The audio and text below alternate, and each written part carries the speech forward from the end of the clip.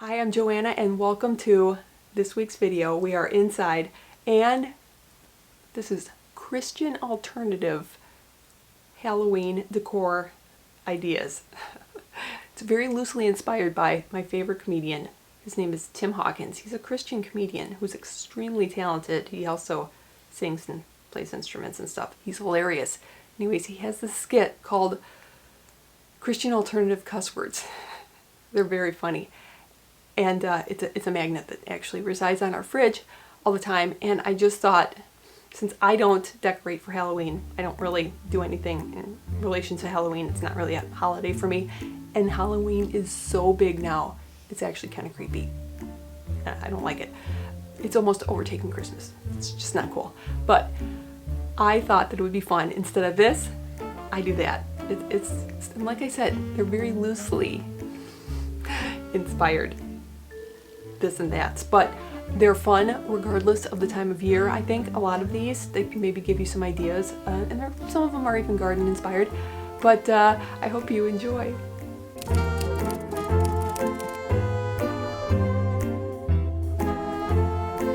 Number 1, eyeballs.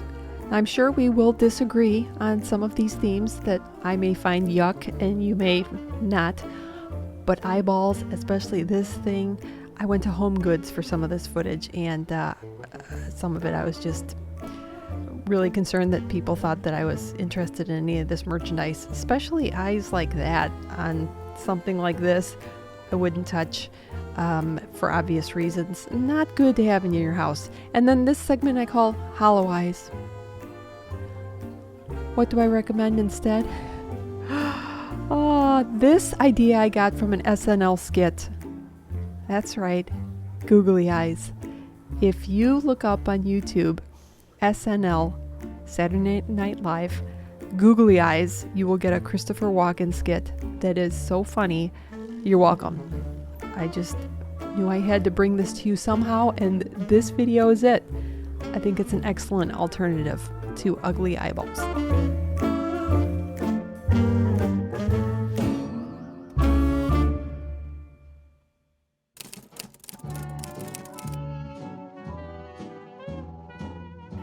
Well, this particular one was an especially awful example of the bat. I am not a big fan of the bat motif, especially since there was one in our house once, many moons ago. I have 2 options that I prefer instead. Crows. That's one of them. I actually like the crow. It's a very intelligent little bird, and I think these particular ones are very cute. They don't infer anything awful to me. And I put them just where usually I can see them, in some of my front planters. Probably nobody else can see them. Option 2 is a little bird planter that I found at Menards. I love them so much, I pretty much got them all.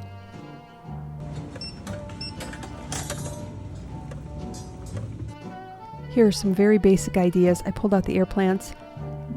I like this option. It's a baby's breath. I like baby's breath in a lot of different things. And here's another. It's my little idea of a fascinator hat for this little girl bird. A cat toy? No. I frequently get these and cut the stick off. Is it particularly fallish? Not necessarily, but it does go very well, and I did give it a little pumpkin pick. They also have at Hobby Lobby feather plume things that are a little bit more autumn. I think they look very smart.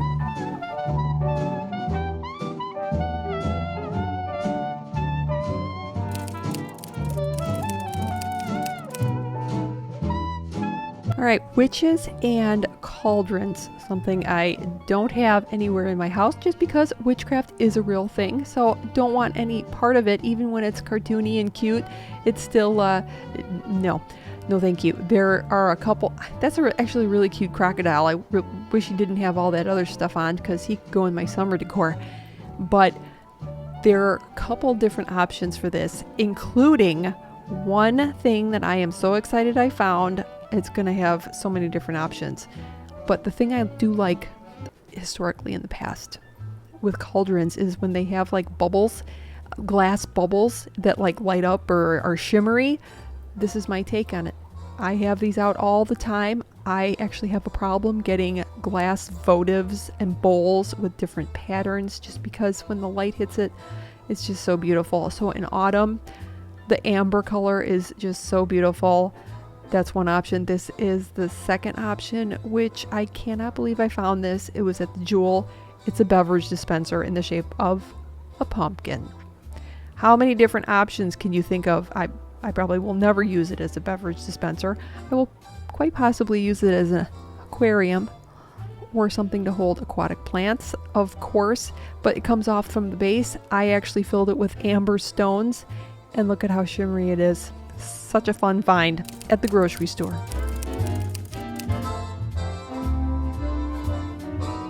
One of my most recently given up themes for Halloween, and that is the ghost.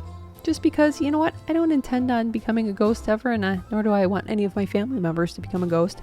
So I've given up the cute little ghosties, and this is just a suggestion.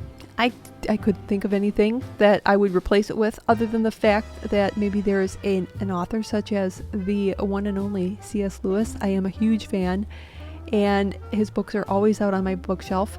And now that I have my lounge space, but I thought the screw tape letters would be very perfect to showcase somebody who has gone on to be in heaven. And then I thought, wait, what about my head planters? I love head planters. I haven't done a video recently, and I have acquired some new ones, but I filled this one with succulents, and then also some fallen leaves from the heuchera, which I just showed with a little ruffly leaves. I think that adds a nice little autumn touch. And then of course some leaves that have fallen outside. And I think it's quite smart for fall, and something unusual. Of course, I borrowed the feathers from the bird. I thought that looked kind of pretty, and a lot of options to dress her up. Now, I don't know your thoughts on the jack-o'-lantern. I'm sure a lot of people, even Christians, like them. I personally, I don't require them any longer. I just like your regular pumpkin, and there's so many options. I was so excited to see these cute little pink. I'm a sucker for pastel colors lately, especially pink. And then I was like, oh, come on. They're jack-o'-lanterns. What a bummer. Happy hauntings. I don't get that. There's nothing happy about hauntings. But pumpkins come in such beautiful colors, shapes, textures, the velvets, ceramic, and of course mushrooms. I had to show the mushrooms. It's true. Mushrooms are everywhere.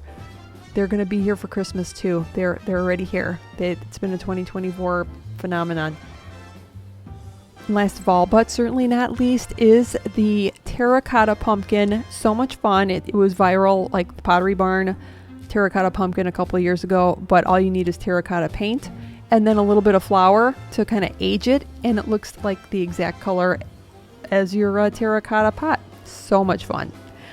I hope you enjoyed this video, and I will see you next week.